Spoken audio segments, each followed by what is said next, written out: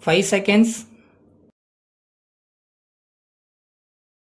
Start. Mr. Deputy Speaker, sir, I thank you for giving me an opportunity to say a few words on the motion regarding the food situation in the country. As we know, food is a very important subject.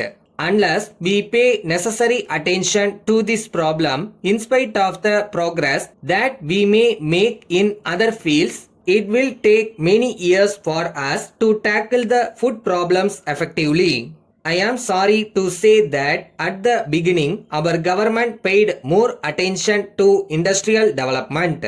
It was only after there was a shortage of food and droughts occurred that we realized the necessity to increase food production in the country. As one of those persons whose main income is from agriculture, I have to say that we are not helped in the manner we should have been. In this connection, I would like to point out that it is necessary for the agriculturist to have water for his fields. Secondly, he requires fertilizers. Then, after growing food grains, he should have stability of prices. These are more or less his main requirements. As a matter of fact, we are not able to irrigate our fields. I would like to draw the attention of the House to the fact that even though I live on the banks of a river, I am not able to draw water from it. I have to depend upon rains for watering my fields.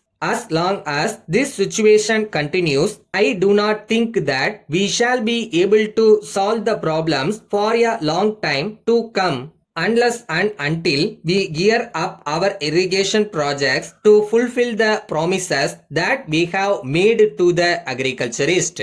I think there is no future for the country on this front.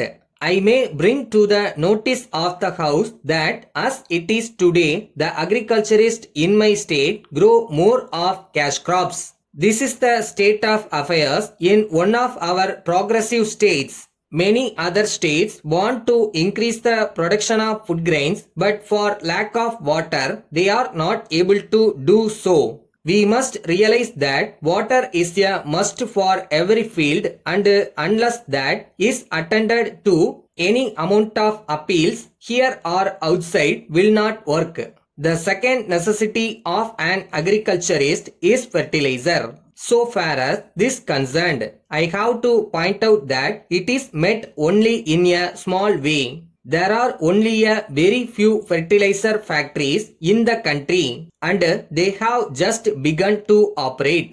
Then I would like to bring to the notice of the House that the greatest demand of the farmer after he grows food grains is a fair price for his produce. We are aware that we have organizations of industrial workers and others. We have political organizations also. But at the same time, in this country, there is no organization of farmers. The fact of the matter is that their condition has not improved to the extent we want it in this country. All of us know that India is in the rural areas. So, it is only fair to point out that unless and until rural India is uplifted, we shall take a long time for development. So, I would submit that all the political parties, if they want the rural areas to improve, should see that there are strong organizations of farmers. I would like to point out that I have said again and again in this house that there should be a rural forum for the improvement of the condition of the farmers.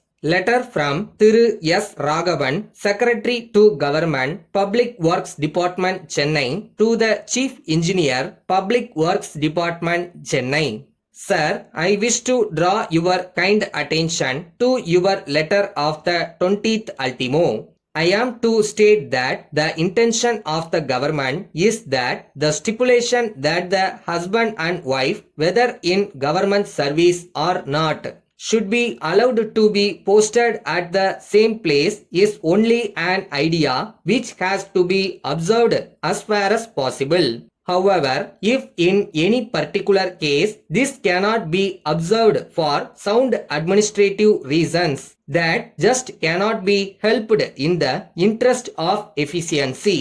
So, in cases as in the Public Works Department, where it has been ordered that officers should not be retained in a station for more than 3 years for purpose of administrative efficiency, it does not mean that an officer shall not be transferred out of the station where he works at present even after he completes his period of service of 3 years merely because his wife is employed in that station. At the same time, if the wife is also a government servant, it will be open to her to approach the concerned department for transfer to the new station to which her husband has been posted, and if such a request is made by her, it may have to be complied with as far as possible. Yours faithfully.